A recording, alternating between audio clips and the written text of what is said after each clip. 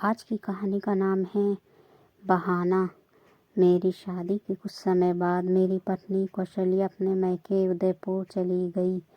उस वक़्त वो मायके में अपने परिवार के साथ कुछ दिन बिताने गई थी और उनके जाते ही मेरे लिए घर जैसे वीरान हो गया।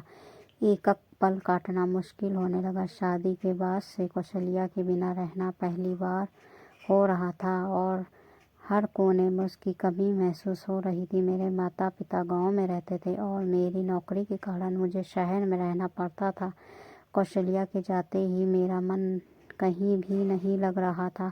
हर तरफ एक सन्नाटा छा गया था और मैं अकेलेपन में घिर गया था। काम से आकर जब भी घर आता, घर की दीवारें जैसे मुझसे बात करने लगती, पर कौशल्या के बिना वो बातें अधूरी लगती। आखिरकार एक हफ्ता जैसे तैसे गुजर गया। फिर मैंने सोचा अब और कहीं नहीं सहा जा सकता। कौशल्या के बिना घर में रहना मुश्किल हो रहा था। मैंने अपने ऑफिस से अचानक छुट्टी ली और उदयपुर के लिए रवाना हो गया था। उस जमाने में मोबाइल फ़ोन नहीं थे, सिर्फ चिट्ठियों का सहारा था। हम एक दूसरे से चिट्ठियों के जरिए ही बात किया करते थे। मेरी चिट्ठियों में अक्सर थोड़ा बहुत साहित्यिक रंग होता था, कभी कुछ शेर व शायरी तो कभी कुछ हल्के फुल्के मजाक। कौशल्या को मेरी चिट्ठियाँ बेहद पसंद आती थी और उसने आज भी उन चिट्ठियों को सहेज कर रखा है। ससुराल में मेरा स्वागत और सासू माँ की उलाहना। जब मैं अचानक बिना किसी सूचना के ससुराल पहुँचा तो मेरी सास उमा देवी मुझे देखकर थोड़ी चौंकी। उनके चेहरे पर एक हल्की मुस्कान आई, लेकिन वो मुस्कान जैसे थोड़ी उलाहना जे भरी थी।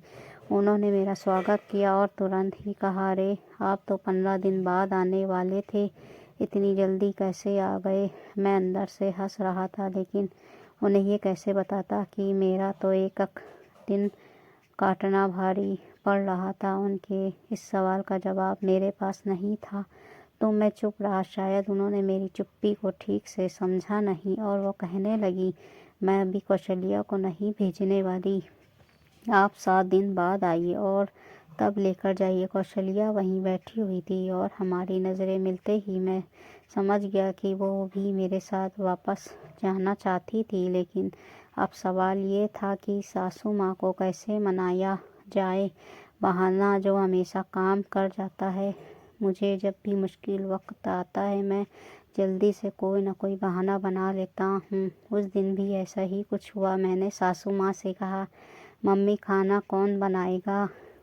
उसके बिना घर में खाना बनाना भी नहीं हो पाता। पिछले कुछ दिनों से मैं बस एक वक्त का खाना खा रहा हूँ, वो भी मुश्किल से। वैसे 7-8 दिन और भूखे रह लूँगा, कोई बात नहीं। मैंने अपने चेहरे पर पूरी मासूमियत ला दी और शायद मेरी मासूमियत काम कर गई। सासू माँ के चेहरे पर चिंता उभर आई।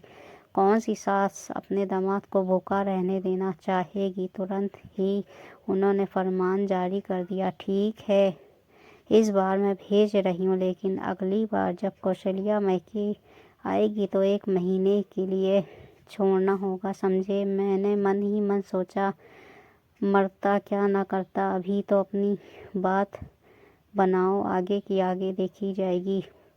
हमने उनकी बात मान ली और कौशल्या को लेकर खुशी खुशी घर लौट आए। कुछ महीने बाद फिर वही हालात। महीने बीते और एक बार फिर कौशल्या को उसके मायके भेजने का वक्त आ गया। इस बार साले साहब राजीव उसे लेने आए और उनके साथ सासू माँ का फरमान भी था। अनुराधा को इस बार पूरे 1 महीने तक के मायके में रहना था। हमने भी हंसते हुए हामी भर दी। इस बार कौशल्या अपने साथ ढेर सारे कपड़े लेकर आ गई, क्योंकि उसे पता था कि लंबा रुकना पड़ेगा। अब तक हमारा बेटा और भी हो चुका था और अब कौशल्या के बिना घर में रहना और भी मुश्किल लगने लगा था। लेकिन जो वादा किया वो निभाना पड़ेगा की तर्ज पर मैंने खुद को संभाला और 1 महीने के लिए तैयार हो गया। जब अनुराधा की चिट्ठी ने हिला दिया, लेकिन मुश्किल तो सब शुरू हुई जब 8-10 बीते ही हुए थे कि कौशल्या की चिट्ठी आ गई। उसमें लिखा था, तुम्हारे बिना एक दिन काटे नहीं कट्टा, आकर ले जाओ ना। बस अब और रुकना मुमकिन नहीं था। जैसे ही चिट्ठी मिली मैंने फ़ौरन अपनी पैकिंग की और उदयपुर पहुंच गया। इस बार जब सासू माँ ने मुझे अचानक दरवाजे पर देखा तो उनका गुस्सा सातवें आसमान पर था। उन्होंने मुझे देखते ही कहा, आपने तो 1 महीने का वादा किया था, इतनी जल्दी कैसे आ गए? मैं चुपचाप उनकी बातें सुनता रहा और कौशल्या कमरे के कोने में बैठी मुस्कुरा रही थी। मेरी चोट का बहाना अब मेरे पास और कोई चारा नहीं था। मैंने सासू माँ को दिखाने के लिए अपनी उंगली पर पट्टी बांध रखी थी जिसमें चोट लगी होने का बहाना किया था। मैंने अपनी चोट दिखाई और कहा, मम्मी इस चोट की वजह से खाना नहीं बना पाता, इसलिए मुझे कौशल्या को लेकर जाना ही पड़ेगा। सासू माँ को यकीन नहीं हुआ। उन्होंने सोचा कि कोई बहाना है।